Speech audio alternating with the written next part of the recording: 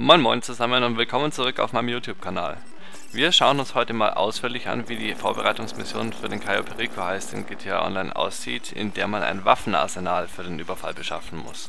Das Video besteht ganz grob aus 3 Teilen. Zunächst zeige ich die Merryweather-Mission an allen Spawnpunkten und auch ein paar Fail-Clips dazu. Anschließend im zweiten Teil verschiedene Wege, die Merryweather-Mission abzubrechen, um stattdessen die Mission im Büro spielen zu können, welche ich in den letzten Teil des Videos gepackt habe. Ich arbeite ja noch an einer Aussperranleitung für Cayo Perico und ich habe auch vor, noch einen Taktikguide für die Vorbereitungen und den Heist selbst zu machen. Heute konzentriere ich mich aber nur auf die Waffenarsenal-Mission.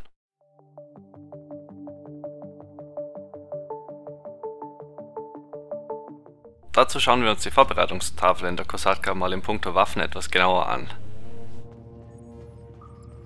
Mit Steuerkreuz rechts einmal rantreten, dann mit R1 einen Tab nach rechts auf Ausrüstung und mit Steuerkreuz nach unten auf Waffenarsenal blättern und das mit X bestätigen. Dann sehen wir schon die Übersicht der Missionen. Mit Dreieck kann man sich pro Menüeintrag die Infos zur jeweiligen Mission geben lassen, in der hier zum Beispiel dann steht, welche Waffen nach Abschluss der Vorbereitungsmission dann im Überfall zur Verfügung stehen. Ich persönlich bin ein Fan der Meisterschütze-Bewaffnung, da ich meistens über die Insel renne und die Wachtürme-Snipen schneller geht als mit jeder anderen Waffe. Die AP-Pistole reicht für alles andere dann super aus. Saboteur und Scharfschütze stehen erst zur Verfügung, wenn man auch den 10% Schützen für den Casino-Heist anheuern kann. Chester McCoy. Der steht einem als Besitzer eines Bunkers automatisch zur Verfügung oder wenn man in der Arena-Werkstatt diesen Mechaniker anheuert. Der Schalldämpfer hat auf dem Weg über die Insel in diversen Situationen durchaus seine Berechtigung. Und da er damit auf beiden Waffen des Arsenals im Überfall dann automatisch ausgerüstet ist, kann ich das eigentlich nur empfehlen. Im Anwesen alleine ist es aber auch easy ohne den zu spielen, ich kaufe den aber eigentlich selbst immer dazu. Dann starten wir mal mit der Meisterschütze-Bewaffnung. Egal welches Arsenal man wählt, man wird immer eine von 2 unterschiedlichen Missionstypen bekommen, die an jeweils 3 verschiedenen Orten spawnen können. Hier habe ich die Merryweather-Mission bekommen, die bei den meisten Spielern ziemlich verhasst ist. Gängige Praxis ist, diese Mission abzubrechen bzw. zu überspringen, um stattdessen beim Neustart der Mission den anderen Missionstyp im Büro zu bekommen. Wir sehen uns jetzt aber erstmal an, wie die Mission eigentlich aussieht bzw. aussehen kann.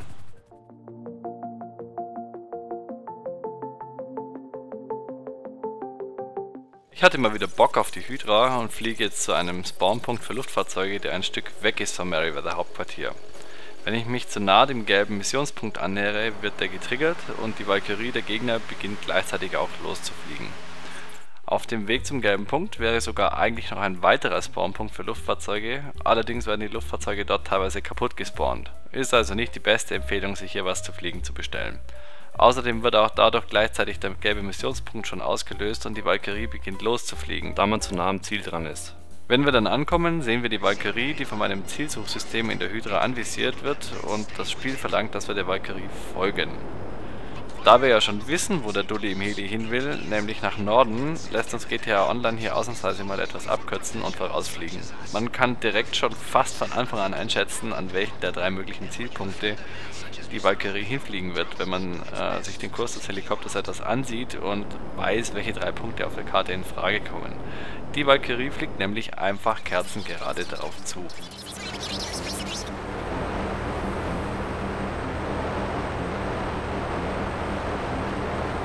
Am Ziel angekommen sieht die Mission vom Prinzip her eigentlich auch immer gleich aus. Da steht eine Avenger rum, aus der wir die Kiste mit den Waffen klauen sollen und die Avenger wird von so circa 10 NPC-Gegnern bewacht, die ich schon mal direkt killen kann. Wir warten ja hier eh noch 23 Ewigkeiten, bis die Valkyrie hier an der Mission ankommt und das heißt, wir können hier schon mal etwas verarbeiten und ein paar Lenkraketen oder ein bisschen Sprengen hereintolzen. Bin ich fertig mit Aufräumen, haben wir immer noch viel zu viel Zeit übrig. Ein großes Argument, diese Mission also generell zu überspringen, besteht also in ewigen Wartezeiten. Außerdem empfiehlt es sich nicht, am Missionspunkt in Flugrichtung der Valkyrie zu warten, da der andere Dulli in dem Heli an der Sprengkanone sitzt und ihr einfach gnadenlos von dem wegbelastet werdet, wenn der euch irgendwie sieht. Das heißt, am liebsten fliege ich der Valkyrie dann wieder etwas entgegen und hänge mich mit meinem Luftfahrzeug dann wieder hinter ihr in Kursrichtung dran und verfolge sie dann bis zum Ziel. Bevor das Helikoptersymbol auf der Karte verschwindet und sich in 2 rote Fadenkreuze für den Piloten und den Co-Piloten der Valkyrie verwandelt, darf ich eh nicht auf die Valkyrie schießen, da die Mission sonst ein Fehlschlag ist. Bevor wir anschauen, wie es in der Avenger weitergeht, gucken wir noch ganz kurz die anderen Spawnpunkte an, da läuft das aber ähnlich. Wir fliegen voraus und werfen einen Blick auf die Karte. Sieht man, dass das Heli-Symbol eine Straße überquert, erkennt man recht gut in dem Moment, dass er so einen kleinen Tick nach rechts driftet, aber nicht stark. Das reicht aber aus, um zu erkennen, dass das Ziel der Valkyrie in Grapeseed liegt und nicht in Sandy Shores wie im ersten Spawnpunkt. Wir fliegen voraus zum Ziel, schießen auf alles, was zappelt und warten wieder bis zum Jahre 3000 nach Christus auf die Valkyrie.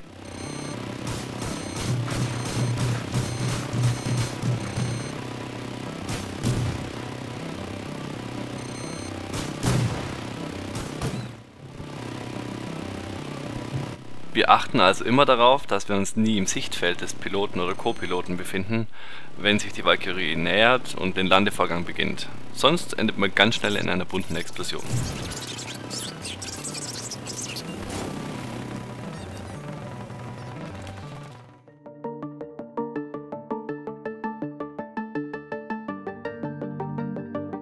Für den letzten Spawn gibt es auch noch einen kleinen Tipp. Wenn die Valkyrie von Anfang an bei der Bewegung über die Karte einen starken Drift Richtung Osten zeigt, dann liegt das Ziel beim E-Werk. Bei den ersten beiden Spawns fliegt der Heli beinahe senkrecht in den Norden, das lässt sich hier im Vergleich gut unterscheiden. Ansonsten selbe Prozedur wie an den ersten beiden Spawnpunkten.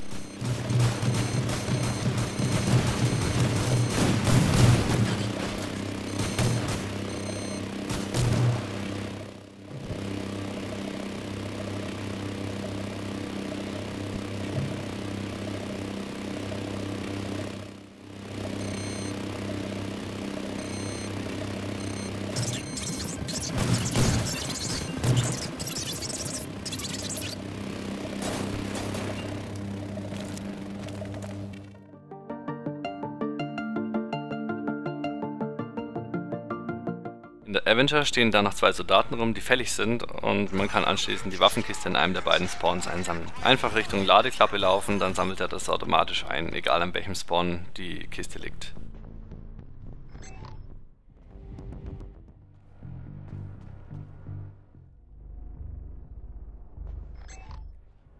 Die Avenger hebt ab und wir sollten schleunigst aus dem Flugzeug springen. Normalerweise sollte man auch einen Fallschirm haben, wenn man vorher mit dem Luftfahrzeug gelandet ist. Wer aber keinen mehr am Mann hat, findet gegenüber der Tür einen Interaktionsbereich, wo man sich nochmal einen anziehen kann. Dann eventuell noch Leben voll snacken und Panzerung anziehen. Die NPCs unten haben nämlich tödliches Aim auf den Charakter, wenn ihr langsam mit dem Fallschirm rumsegelt.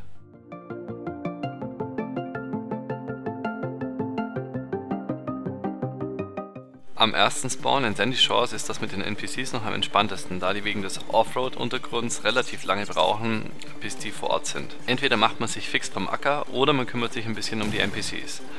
Wenn euch ein kaputtes Luftfahrzeug egal ist, dann einfach direkt einsteigen und weg da.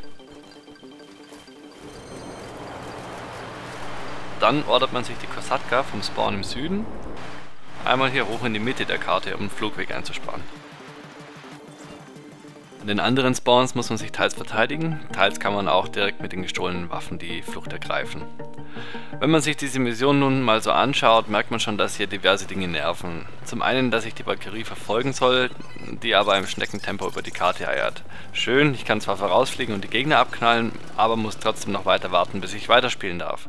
Dann die Komponente in der Avenger, welche zwar cool überlegt ist, aber einfach nur sinnlos zeitaufwendig. Der ein oder andere wird unter Umständen dann noch von der Valkyrie oder in der Avenger abgeschossen und darf nochmal reinspawnen, der andere wird den Fallschirmsprung eventuell nicht so toll hinbekommen, etc. Nach Abschluss der Mission ist man außerdem meilenweit entfernt von dem Geschehen und den Orten, an denen die meisten übrigen Cayo Perico Vorbereitungen stattfinden. Das heißt, wir löhnen Pavel $2000 zusätzlich, für die Cayo Anfänger sogar $10.000, bis das erste Finale abgeschlossen wurde, um unser U-Boot wieder in den Süden zu verlegen, wo die restlichen Vorbereitungen sich befinden. Und da GTA bugfrei ist, passieren dann unter Umständen noch andere Fails, wie dass man random von einem NPC-Fahrzeug aus dem Himmel abgeschossen wird. Oder der Dulli in der Valkyrie vor sich auf den Boden schießt und damit die Selbstzerstörung der Valkyrie und auch der Mission verursacht.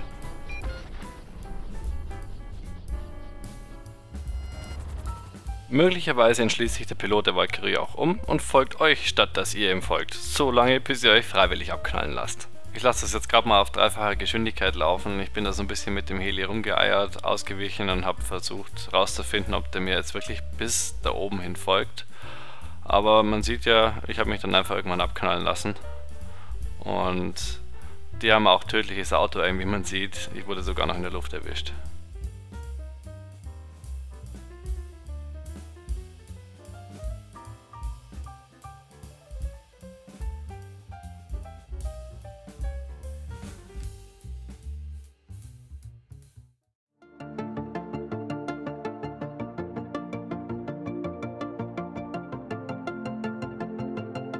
Es gibt also diverse Argumente dafür, diese Mission immer abzubrechen, solange bis man beim Neustart nicht mehr das Merryweather Hauptquartier als Missionsziel erhält.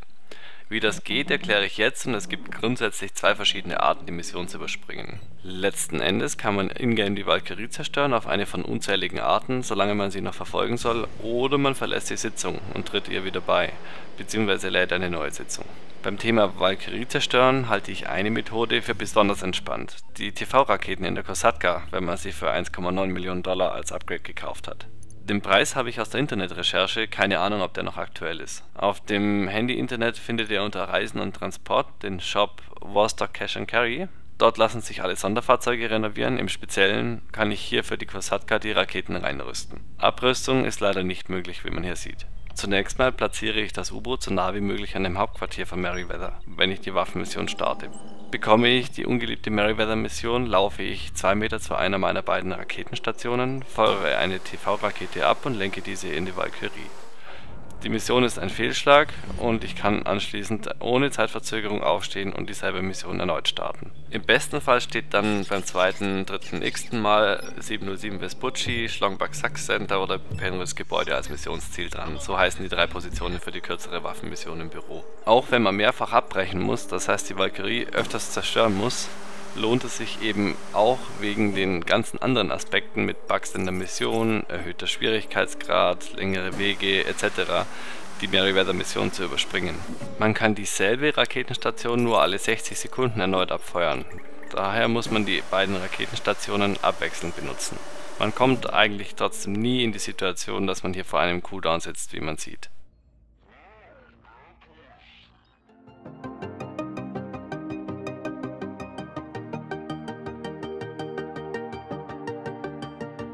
Die andere Art, die Missionen abzubrechen, ist eine grundlegende Mechanik von GTA Online. Bevor man mit der Waffenvorbereitung loslegt, sollte man zunächst überprüfen, ob man das U-Boot am Vespucci Beach liegen hat. Wenn man von der Kosatka aus die Karte in GTA Online öffnet, sieht man zunächst nur die Karte der Kosatka. Mit der Touchpad-Taste kann man dann auf die normale Karte von Los Santos wechseln und sich anzeigen lassen, wo man sich mit dem U-Boot befindet. Per Schnellreisefunktion am Ruder kann man sein U-Boot sonst noch nach Vespucci Beach verlegen. Als nächstes checkt man noch den Spawnpunkt des Charakters, zum Beispiel über die Touchpad-Taste im Interaktionsmenü.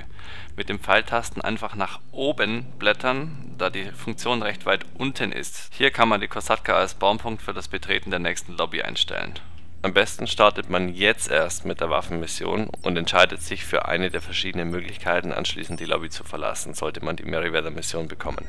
Sobald man in einer öffentlichen oder privaten Sitzung eine Mission gestartet hat, kann man über die Options-Taste im Menü Online eine von verschiedenen Optionen anklicken. Ist man im Rockstar Social Club eingeloggt, ist am schnellsten der Creator, um die Sitzung zu verlassen. Die anderen Optionen, Freunden beitreten, Crewmitgliedern beitreten, neue Sitzung finden oder GTA Online verlassen, dauern etwas länger und spawnen euch in einer zufälligen privaten oder öffentlichen Sitzung mit Freunden, Crewmitgliedern oder auch nur Fremden bzw. im GTA 5 Story-Modus. Ich zeige mal die Option mit dem Creator, da der charmant kurze Ladezeiten hat. Im Creator angekommen, sieht man einige Optionen, um eigene Deathmatches, Rennen etc. zu bauen. Drückt man nochmal die Options-Taste, bekommt man das bekannte Menü, zum Beispiel das Freunde-Menü, und kann seinen Freunden direkt in deren Sitzung beitreten. Im Online-Menü habe ich wieder die ersten beiden Optionen für den zufälligen Beitritt zu Freunden oder Crewmitgliedern. Unter dem Menüpunkt GTA Online Spielen befinden sich dann auch die Optionen, verschiedene Sitzungstypen zu laden, wie man es vom Story-Modus kennt. Die Option Los lädt eine normale öffentliche Sitzung mit bis zu 30 Spielern. Hier kann man eine private Einladungssitzung starten, um allein oder mit ausschließlich von einem eingeladenen Spielern die KO-Vorbereitungen zum Beispiel zu machen. Weiter unten lädt man eine Sitzung, in der einem alle PSN-Freunde einfach beitreten können. In die Sitzung können aber keine fremden Personen reinschauen. Ich lade jetzt mal eine geschlossene Freundesitzung und wenn ich wieder in der Lobby gespawnt bin, stehe ich direkt noch mit angemeldetem CEO in meinem U-Boot und kann die Waffenmission erneut starten. Dann geht die ganze Nummer wieder von vorne los und man kann wieder verlassen, wenn Merryweather wieder als Mission kommt.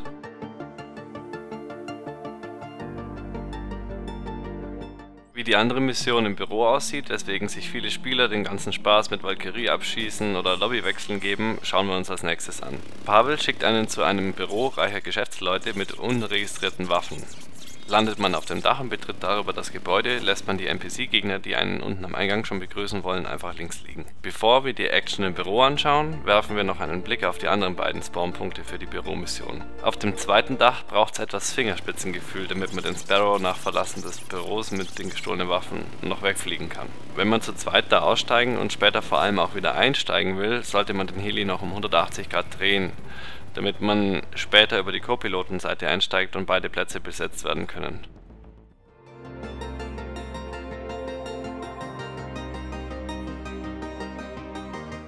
Beim letzten Spawn passen nur kleinere Helis gut auf das Dach. Ich mache die Mission daher meistens einfach mit dem Sparrow aus dem U-Boot. Im Büro kann man dann auf zwei Arten vorgehen. Entweder rennt man mit Gebrüll auf die NPCs los und gibt mit seinem gesamten Waffenarsenal eine Materialschlacht zum Besten, oder man hat keinen Bock auf das piepende Alarmgeräusch die ganze Zeit, während man im Büro ist. Dann schnappt man sich eine Waffe mit Schalldämpfer und schießt den ersten Gegner schon vom Gang aus ab. Läuft man nämlich einfach so durch die Tür, ist Alarm. Einfach einen nach dem anderen killen, dann rührt sich keiner von denen vom Fleck. Wenn sich zwei gegenüberstehen, dann einfach beide in kurzer Abfolge nacheinander abknallen. Am besten den, der in eure Richtung sieht, zuerst. Just for fun habe ich die NPCs teilweise auch schon mit der Sniper geholt. Die anderen im Büro kriegen halt trotzdem nichts mit. Der Waffenschrank ist wie im persönlichen CEO-Büro immer links hinterm Schreibtisch und Pavel stellt fest, dass wir den Schrank noch hacken müssen, bevor wir die unregistrierten Waffen herausstehlen können. Das Hacken hier ist eigentlich relativ einfach, wenn man verstanden hat, dass man die ganze Zeit dasselbe Zahlenfeld vor den Augen hat, welches Zeile für Zeile, Zahlenpaar für Zahlenpaar eins weiter nach links und dann nach oben rückt. Ich merke mir dazu meistens die ersten zwei oder die letzten zwei Zahlenpaare und suche die im Feld. Damit komme ich am schnellsten durch. Dann kann man die Waffen stehlen und im Gang beim Aufzug mit Steuerkreuztaste links aufs Dach fahren. Achtung, Steuerkreuz rechts ist dann der Abstieg in die Hölle zu diversen schlecht gelaunten Gangstern, die schon auf einen warten.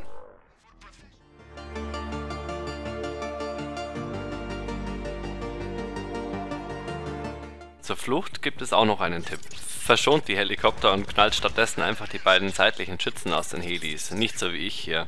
Ich habe versucht, den Schützen direkt per Auto-Aim zu holen, anfangs zumindest, war dann aber genervt, dass das Auto-Aim nicht funktioniert hat und bin dann auf Free-Aim umgestiegen. Dabei habe ich dann versehentlich den Piloten auch kalt gemacht. Die Heli-Piloten selbst schießen nämlich nicht auf uns, das heißt, sind die Schützen erledigt, haben wir die quasi zu einem äußerst unfreundlichen Begleitservice degradiert.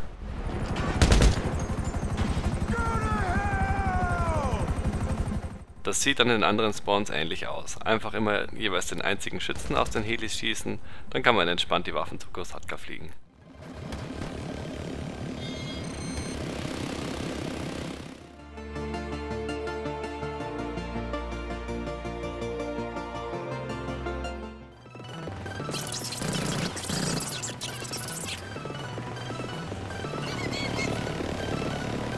Da ich hier bei der Flucht allein bin, kann ich einfach auf der Pilotenseite einsteigen. Wenn man hier zu zweit arbeiten will, sieht man schon, dass es sehr eng wird, an dem Sparrow vorbei zur Seite des Co-Piloten zu laufen. Empfehlung daher, den Heli an diesem Spawnpunkt umgekehrt zu parken, sodass man von der Beifahrerseite aus auf die Fahrerseite rüberrutscht. Das war's auch schon mit dem Überblick über die Waffenarsenal-Vorbereitung des Cayo Perico Heist. Ich hoffe, man versteht nach dem Vergleich der beiden Missionstypen, weshalb man hier einfach die Wahl treffen sollte, ob man auf den Missionstyp Merryweather wirklich Lust hat oder sich für die Abbruchtaktik entscheidet und damit für die Mission im Büro. Ich hoffe, ich konnte euch mit dem Video helfen und wie schon am Anfang mal gesagt, ein eigenes Video mit allgemeinen Tipps und Taktiken für die Vorbereitungen und den Heist selbst steht auch noch auf der To-Do-Liste. Macht's gut und bis zum nächsten Video. Ciao, ciao!